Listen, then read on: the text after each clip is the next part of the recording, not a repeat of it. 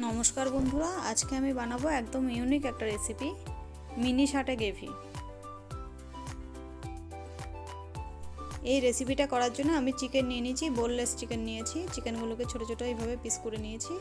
এবার এর মধ্যে দিয়ে দেবো আদা বাটা, রসুন বাটা, গোলমরিচ গুঁড়ো, আর দিয়ে দেবো স্বাদ মতো লবণ, আর দেবো পাতিলেবুর রস। দিয়ে এটাকে মেখে ভালোভাবে ম্যারিনেট করতে রেখে দেবো।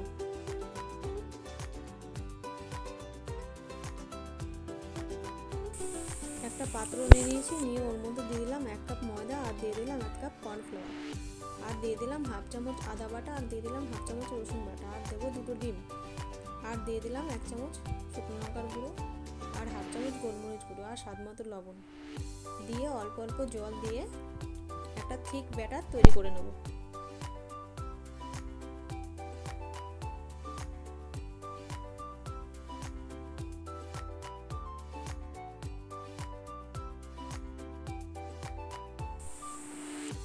এবার একটা টুথপিক নিয়ে নিয়েছি, নিয়ে এর মধ্যে দিয়ে দেবো ক্যাপসিকাম, পেঁয়াজ, আর দিয়ে দেবো চিকেনের টুকরো, দিয়ে এইভাবে সবগুলোকে গেঁথে নেব।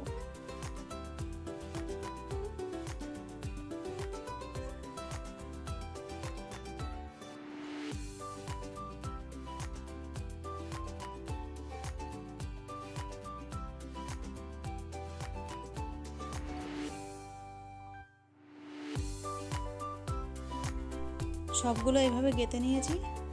এবার এগুলোকে ব্যাটারে চুবিয়ে গরম তেলে গোল্ডেন ব্রাউন করে ভেজে নেব।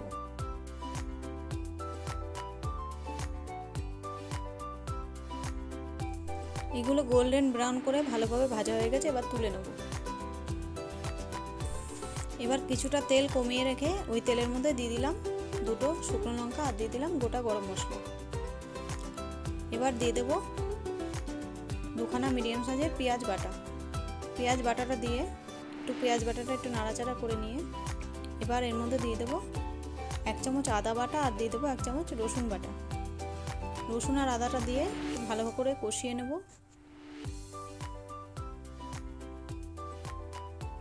এবার দিয়ে দিলাম 1 চামচ জিরে গুঁড়ো, আর দিয়ে দিলাম 1 চামচ ধনে গুঁড়ো, আর দিয়ে দিলাম 1 চামচ হলুদ গুঁড়ো, আর 1 চামচ কাশ্মীরি লঙ্কার গুঁড়ো, আর 1 চামচ দিয়ে দিলাম লাল লঙ্কার গুঁড়ো।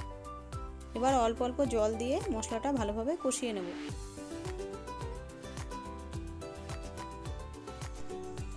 এবার এর মধ্যে দিয়ে দেবো 2 চামচ ফেটানো টক দই।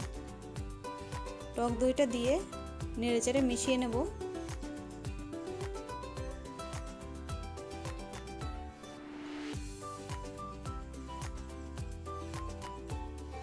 টক দইটা দিয়ে ভালো করে মিশিয়ে নিয়ে এবার এর মধ্যে দিয়ে দেবো 2 চামচ টমেটো পিউরি। টমেটো পিউরি দিয়ে ভালোভাবে নেড়েচেড়ে মশলাটা ভালো করে কষিয়ে নেব। এবার এর মধ্যে দিয়ে দেবো পরিমাণ মতন লবণ,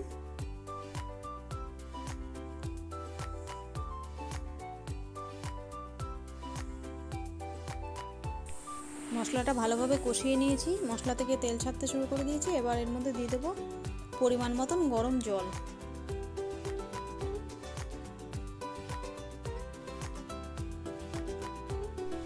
এবার গ্রেভিটা ভালোভাবে ফুটে গেলে এর মধ্যে দিয়ে দেবো আগে থেকে ভেজে রাখা মিনি সাটেগুলো দিয়ে নেড়েচেড়ে নিয়ে ঢাকা দিয়ে দেবো 2 থেকে 3 মিনিটের জন্য। এই রেসিপিটা আপনারা বানিয়ে খেয়ে দেখবেন, খেতে অসাধারণ হয়। 2 থেকে 3 মিনিট ফুটিয়ে নিয়েছি। এবার এর মধ্যে দিয়ে দেবো গরম মশলা গুঁড়ো দিয়ে এই রেসিপিটা নামিয়ে নেব।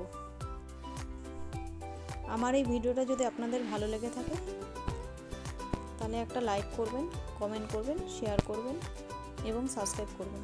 ধন্যবাদ।